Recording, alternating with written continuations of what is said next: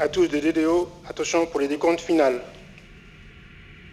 10, 9, 8, 7, 6, 5, 4, 3, 2, 1, top.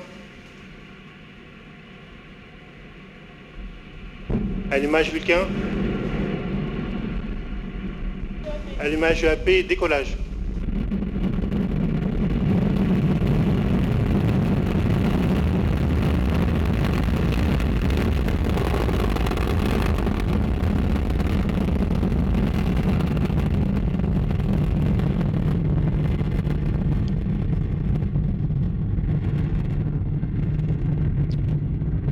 Well, we are underway. Did you watch the arms pull back as scheduled? And did you count to 7? After those 7 seconds, a slight wait, and then boom, away we go. You saw Ariane 5 begin her mission, rising off the ground here in French Guiana, leaving a trail of gold, and right on time. 1834 local with her 2 passengers, Arabsat-6B, also known as VA227, and GSAT-15.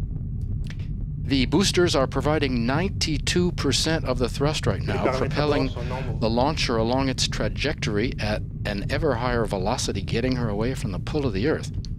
And there is a lot to pull. Ariane's weight at liftoff, 775 tons, and most of that is fuel. She's burning 2 tons of fuel per second. She's now following the flight program in the onboard computer, which gives all the commands, including the separations. We'll soon begin to see those. We are in the first of 4 flight phases. The first 3 are powered, the last is not. We'll describe each in turn. Right now, the first flight phase, the Vulcan engine and the 2 boosters are burning. The boosters will burn their propellant in just under 2.5 minutes.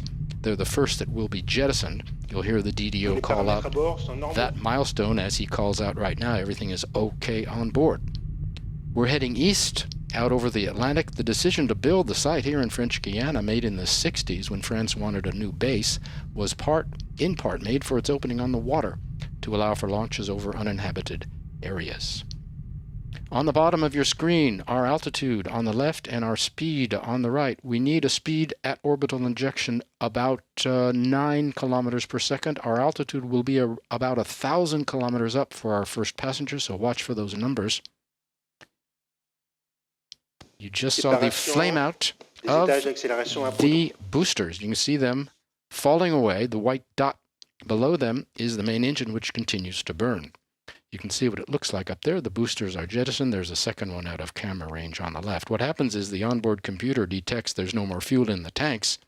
As they have no more propellant to burn, thrust decreases and the computer senses the drop in acceleration, decides to separate them. A nice shot of the main stage burning and the 2 boosters falling away. 3 points of light as the DDO calls out all is okay on board. We say 67 kilometers altitude, for instance. That's the altitude where the boosters were jettisoned. Sometimes it might not be the figure you see on the screen. This is quite normal to due to a slight delay in the telemetry coming in here. Coming up on separation of the fairing, due in just about a second or 2. And you'll see that on the animation. You may be able to see it on the camera that we have here. There it is. You see the other 2 points of light falling away. Wonderful shots. The sky is just so clear tonight.